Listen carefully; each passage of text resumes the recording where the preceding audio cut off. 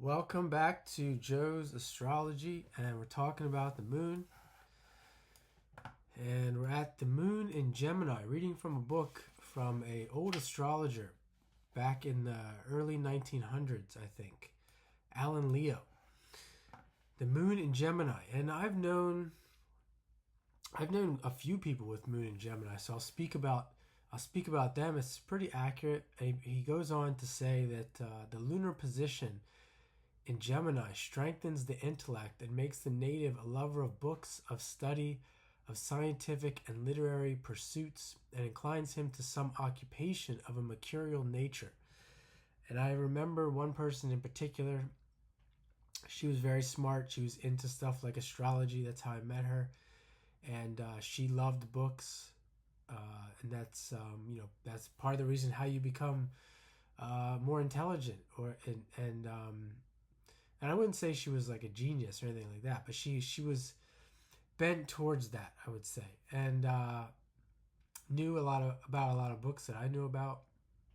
And I think of Mark Passio, the occult researchers, who I've done his chart on my channel. If you're interested in that, he has a Gemini moon, and he runs What on Earth is Happening, and he was essentially he's a journalist, a researcher, a public speaker now.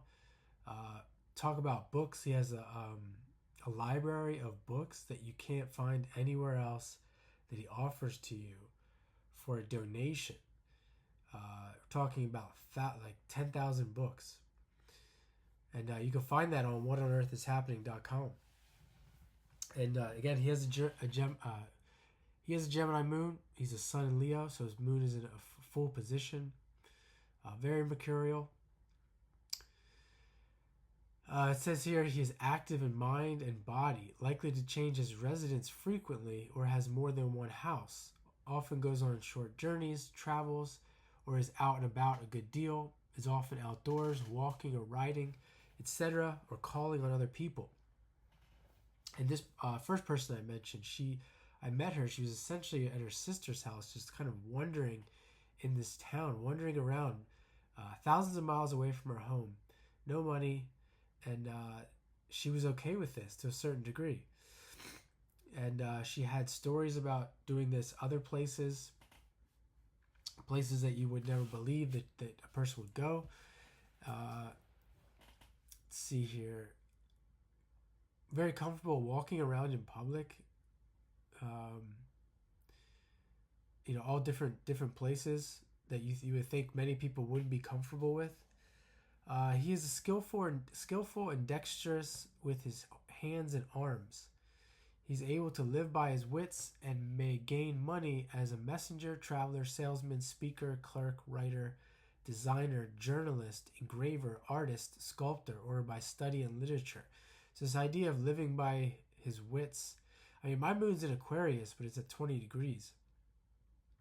And I definitely, with these people myself, able to live by his wits certainly seems true. A messenger, my middle name means messenger. These people that I spoke of felt as though they were messengers, they were travelers, they're salesmen. Salesman is a huge one. Like, I always thought that I would be, when I learned about sales, I saw myself as not really being a great salesman. And I know all of them talk about how you can learn to be a great salesman, etc. But when I researched all of them, they all had like Aries or Gemini placements. And it's like, all I could stop thinking about is like, these people are born to be salesmen.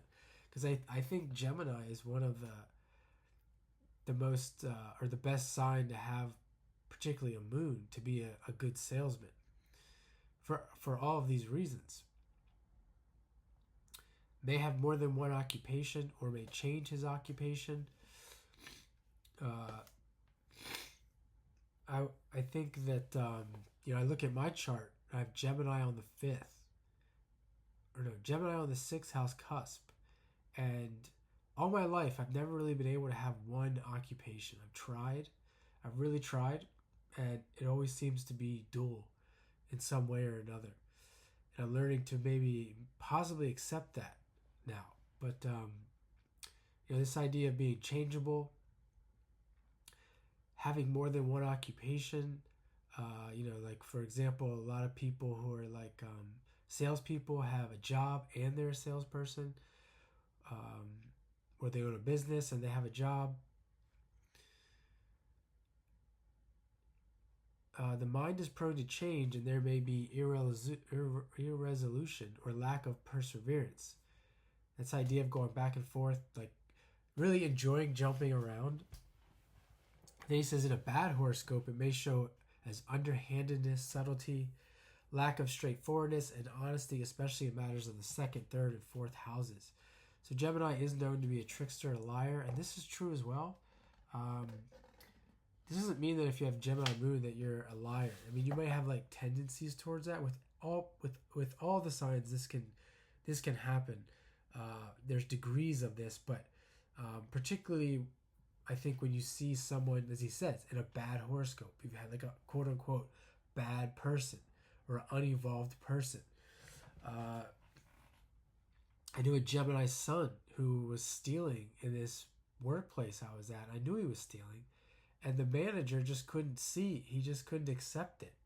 And I kept telling him, like, get rid of this guy. Mostly because he was annoying and he was bothering. It was more than, it wasn't just the fact that he was stealing.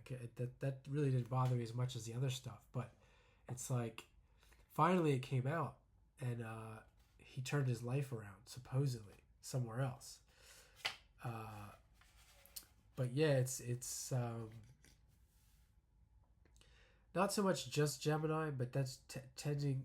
It's usually where you see it at. I was at another business, and when like Gemini was strong in the chart, this place was known for theft, and I just knew during that week we're gonna get a lot of thefts, and sure enough, the Geminis came out, and they were stealing, and it's just the weirdest thing. It's like there's so many different reasons why a person may steal. But Gemini seems to be the sign that you see when the energy's there, the underhandedness really comes out. I mean, even myself, sometimes I think of if I was gonna do something to do with Gemini, with the traveling and the sales part, the messenger, the stealing, it would have something to do with work, with Gemini on my 6th house cusp. So that's Gemini, a little short description, and thanks for watching.